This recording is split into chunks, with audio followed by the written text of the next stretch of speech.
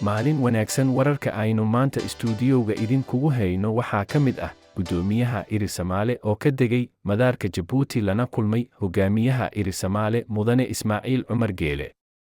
War-saxaafadeed ay soo saareen xukuumadda SSC ayaa lagu sheegay in maamul goboleedka Khaatumo uusan qayb ka ahaan doonin munaafaqada uu soo maleegay Ismaaciil Cumar Geele ee uu garwadeenka ka yahay Abdikariin Huseen Guuleed iyo abtigii Muuse Biixi. malaayiin dollar oo dhowaan la siin doono dowladda Xasan Sheikh iyo kheyraadka dalka oo ay inoo maamuli doonaan dowladdo shisheeye. Waxaa dhowaan la filayaa in akoonnada dowladda harqin doonaan lacago deen nagu ah sida aad wada xasuusataan mar uu madaxweyne Xasan Sheikh ka hadlay deen qaadashada 5 bilyan ka qeybin 100 bilyan oo dollar helayna oo deen ah. amniga magaalada Muqdisho oo faraha ka baxay subaxnimadii saakay oo lagu waabariistay dagaal beeleedyo ka dhex dhashtay ciidan uu hogaaminayo Mahad Salaad iyo shacabka Muqdisho oo diidan in laga saaro dhulka Mahad